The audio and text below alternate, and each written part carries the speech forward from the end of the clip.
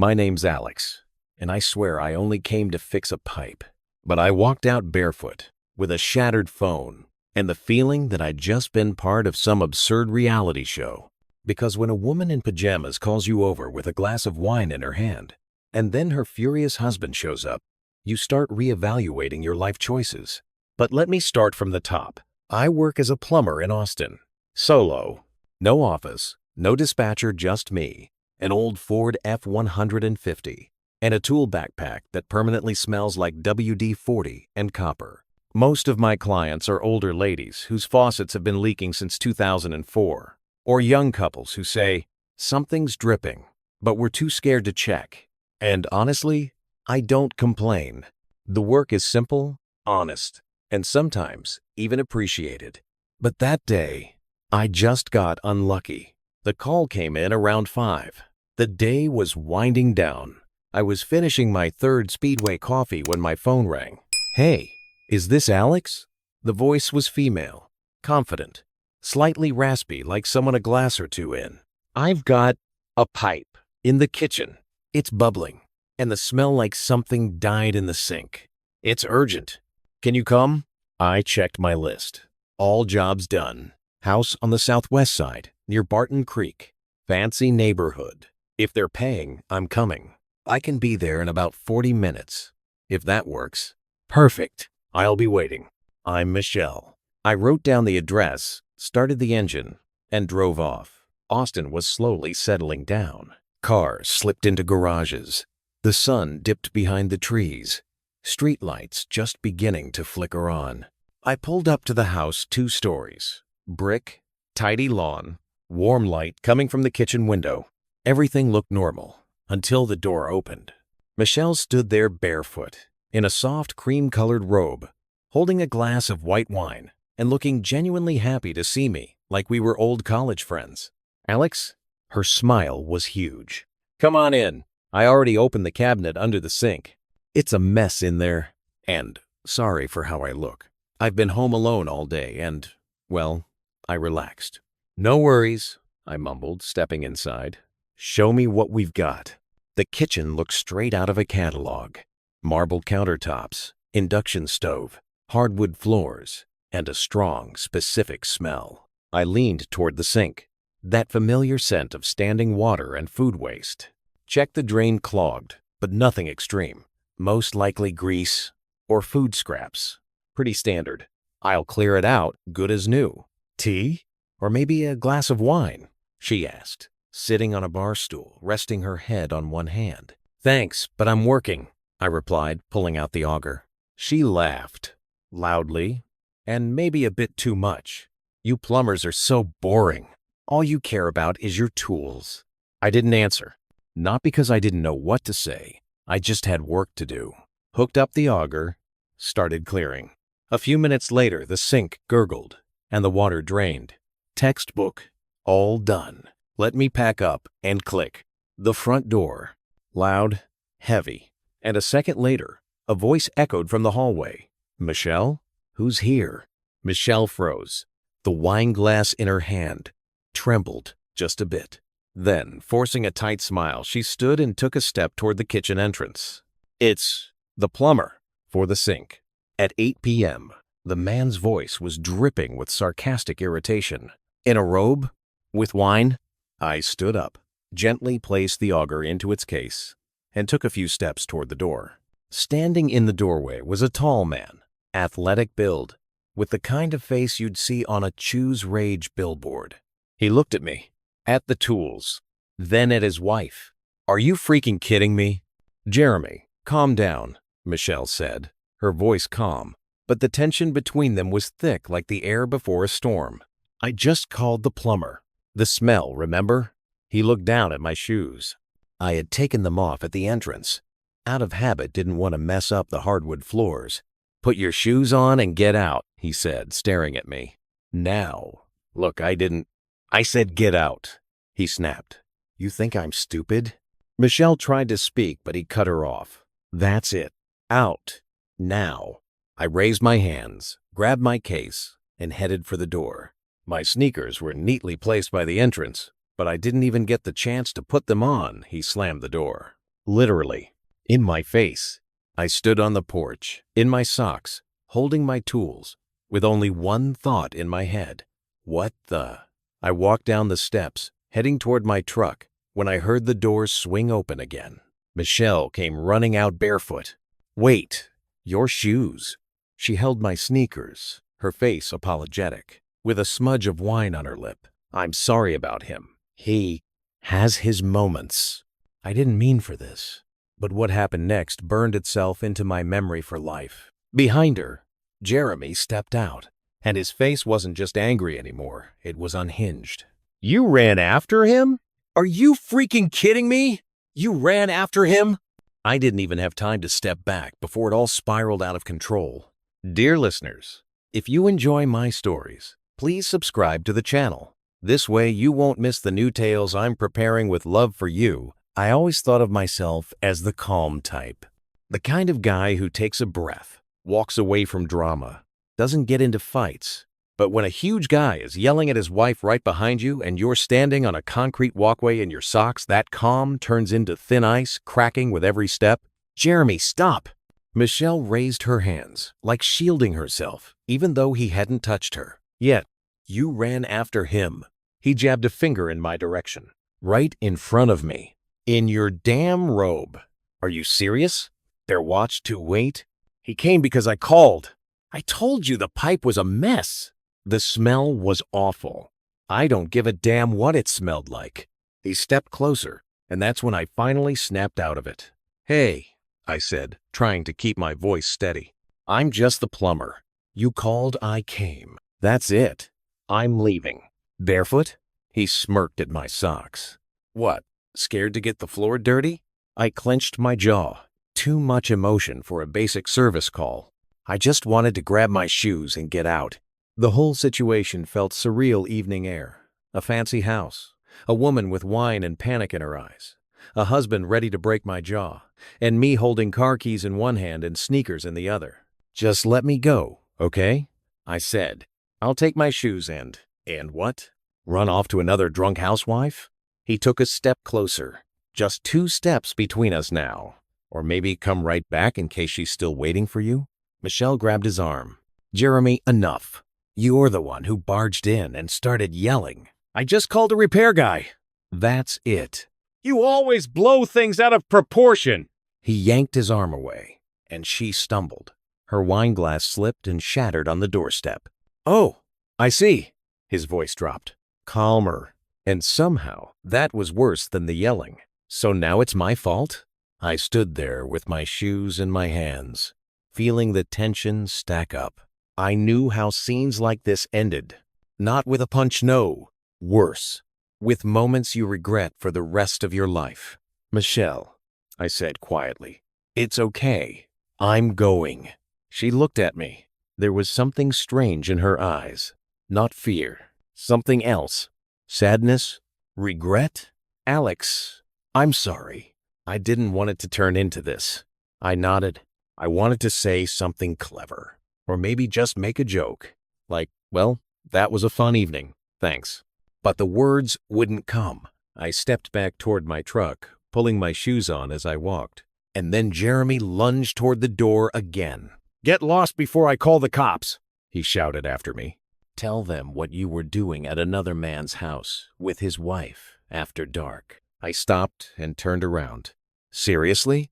My voice cracked. Dead serious. I've got cameras. Want to see yourself taking your shoes off and walking inside? Maybe we'll show it to a judge. I bet he'd love that. You're insane. I exhaled. And you're a cheap clown with a wrench. Get lost while I'm still calm. Michelle didn't say a word. She just stared down at the ground. I walked to my truck in silence, tossed the tool case onto the passenger seat, slammed the door, and started the engine. My heart was pounding like I'd just run a mile. My hands were shaking. Anger was rising in my chest. I'd been humiliated just for doing my damn job. A few minutes later, I pulled into a gas station to catch my breath, rolled the window down, took in the night air. And that's when I realized my phone was still sitting on their kitchen counter. I'd placed it there while reaching under the sink, so it wouldn't fall into the water. Then forgot all about it. Damn it. I muttered, slapping the steering wheel. No phone, no calls, no GPS, no contact with this ridiculous world. For a second I thought, forget it. Let them deal with it. But it was clear right away I couldn't. That phone had addresses, bookings, client contacts, and yeah, some personal stuff too. Plus, it cost $400, and I wasn't in the mood to buy a new one. I turned around, too fast. Tires squealed as I sped back. In my head, I was rehearsing what I'd say to Jeremy. Calmly. No yelling. Just, give me my phone, and I'm gone. When I pulled up again, the house was dark. No lights inside. Just the porch light still glowing. I walked up to the door and knocked. Silence. Knocked again, louder. Michelle? It's Alex. I forgot my phone. I'm just here for that. Nothing. So I reached for the doorbell, but I didn't get the chance. Heavy footsteps came from the garage side. I turned and there was Jeremy. In one hand, my phone. In the other, a baseball bat. And his face was something else entirely. At first, I didn't even realize he had a bat. My brain went, oh, the phone. He's just bringing it out. But then the porch light hit the metal, and I saw his fingers clenched tight around the black handle, and something dropped inside me. Straight down. You've got to be kidding me. Jeremy's voice was low, flat. No yelling. No burst of emotion. Like he'd already made up his mind and now was just following through. I just came for the phone. I exhaled. I'm not here to... This phone? He raised my old Motorola and slowly turned the screen toward me. You forgot it, huh? Or maybe left it on purpose so you'd have an excuse to come back? What the hell are you talking about? It slipped out. I was just doing my job. You called the cops? Great. Let's figure out who's actually unhinged here. He stepped closer, shoulders tight, like someone right on the edge. I backed away, feeling the soles of my boots stick to the warm asphalt. Hands raised, palms out, as if that somehow made me less threatening. Listen, Jeremy, I get it. You're pissed, sure. It looked weird, but I swear I didn't mean anything by it. She called. I came, did the job. Now I just want to get my stuff and leave. That's it. He stopped. A few seconds of silence hung between us, like a frayed rope pulled tight. Then he tossed the phone at my feet. It hit the ground with a dull thud, skidded across the concrete, and stopped at the edge of the porch. Take it and go, he said through clenched teeth. If I see you here again, call the ambulance ahead of time. I bent down and picked it up. Shockingly, the screen wasn't cracked. Just a scuffed corner and a new scratch across the back. No big deal. Thanks for the hospitality, I muttered, turning and stepping toward my truck. Hey, I stopped. He stepped closer again. You know what's funny? I just looked at him. She eats guys like you for breakfast, gets bored when it's quiet, plays victim, and then acts like you were the problem all along. He smirked, then glanced past me. Look, I turned. Michelle was standing on the porch. No robe, now skinny jeans, thick cardigan, hair pulled back, eyes dark, not drunk, not scared, just calm. You seriously came back out with a bat? Her voice was even tired. You think that's normal? He came back because he forgot his phone. You realize this looked like an assault. It looked like flirting, he barked. I saw how you looked at him. She ignored that. Her eyes shifted to me. I'm sorry. This was a mistake. All of it. Calling you. Being with him. Even living in this house. I'm just a plumber, Michelle, I said quietly. I wasn't trying to get involved. I know, she nodded, which makes it all worse. Something inside me clenched, not out of fear from how absurd it all was. What even was this? I came to unclog a drain and somehow ended up in someone's personal meltdown. I'm leaving, I said. I hope you two figure this out. Without me. I turned and walked to my truck. Didn't run, just walked, feeling every second like it was pressing down on me. I wanted to forget this night, but I knew I wouldn't. When I started the engine and pulled away, she was still standing on the porch. Jeremy had vanished. Maybe he'd gone inside. Maybe he just disappeared into the dark. A few blocks later, I pulled into a grocery store parking lot. The glow from the Kroger sign hit my eyes like a spotlight. I threw the truck in park, took a deep breath, and looked at my phone. One missed call. Unknown number. A minute later, another. And then a message. I can't stay here. Can you come back? Please. Just for a minute. I stared at the screen, then into the rearview mirror for a long time. And then, against all better judgment, I turned the truck around. I was turning the wheel as slowly as I could. The truck creaked as I made the U-turn, and for a second it felt like the air inside the cab had gotten thicker. I knew going back was stupid. Every part of me screamed at logic, instinct. Even my gut twisted like a crash was coming.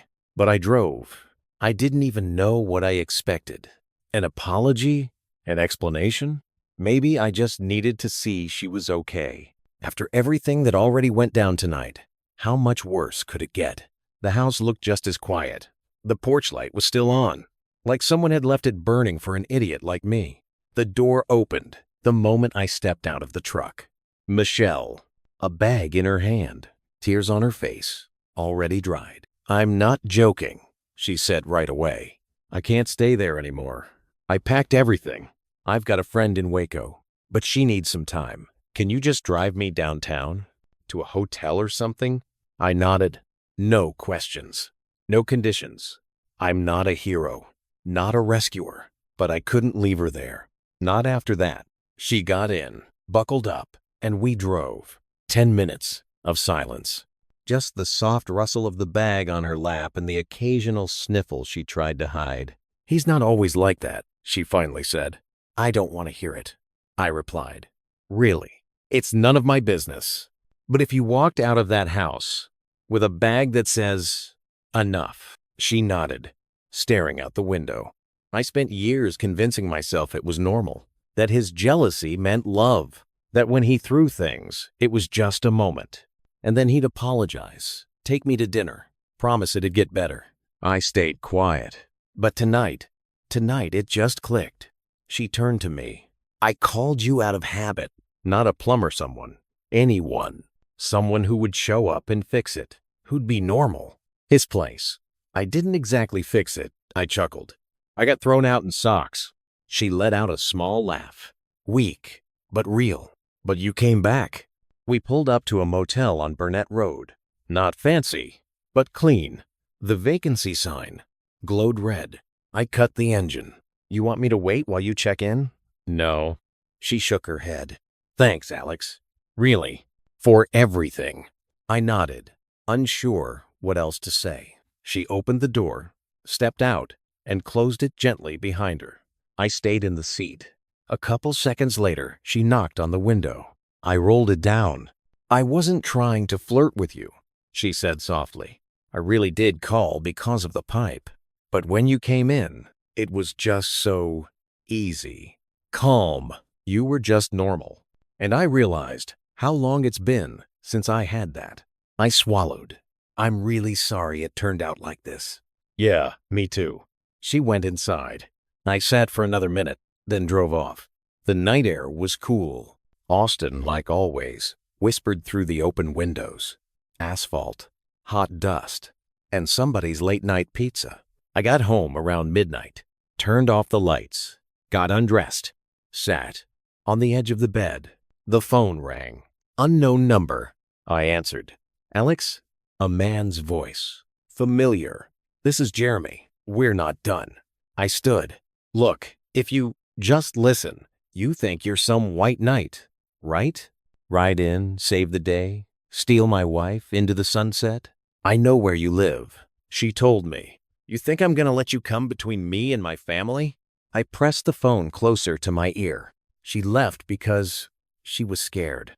Not because of me. She left because you gave her a reason. He hung up. I stood there in the dark, phone in hand, heart pounding in my head, my throat dry. I thought it would all be over after that night. The next morning, I woke up, checked my phone. No calls, no messages. Just the lingering echo of Michelle standing on that porch with her bag while I drove her to the motel. She didn't even ask for anything. Just got in the truck and stared out the window the whole ride. I remembered what she said right before she closed the door behind her. This isn't a rescue. It's just a break. Then she disappeared down the hallway. A week went by. My schedule went back to normal calls, repairs, burnt coffee from vending machines, quick small talk with clients about these damn pipes. Always something wrong. Everything fell back into place. Almost. Until that one job came in. At first, I didn't think much of it. An address on the south side of Austin. Standard kitchen clog. Client name, Margaret Reed. Nothing out of the ordinary. But the note read, referred by niece Michelle. I froze. The name hit, like someone flipped a light switch in a dark room. The address wasn't the same. The neighborhood, yes, but not the house. Still, the name was enough. When I pulled up, I was greeted by an older woman, strict-looking, but warm. Classic Texas grandma, glasses on a chain, soft house slippers. You, Alex? Thank heavens. This sink smells like someone tried to boil a dead moose in there. Come on in, honey. Michelle wouldn't stop praising you. Said you were the only man in Austin who knows how to act like a grown-up. She mentioned me? Oh, plenty. Said after meeting you, she finally saw where the real problem was, and that if she was going to fix her life, she better start with the plumbing. You sure you're not a therapist? I chuckled. No, ma'am. Just a plumber. Even better. Therapists are too damn expensive these days.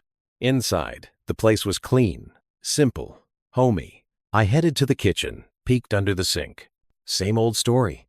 Bent drain pipe, grease buildup, food bits, and that awful smell like a flooded basement. 30-minute job, tops. When did she leave? I asked, still crouched. Morning after that night. Said she got a ticket to Oregon. Think her sister's out there. Maybe an aunt, too. Some kind of family, at least. Left me your number.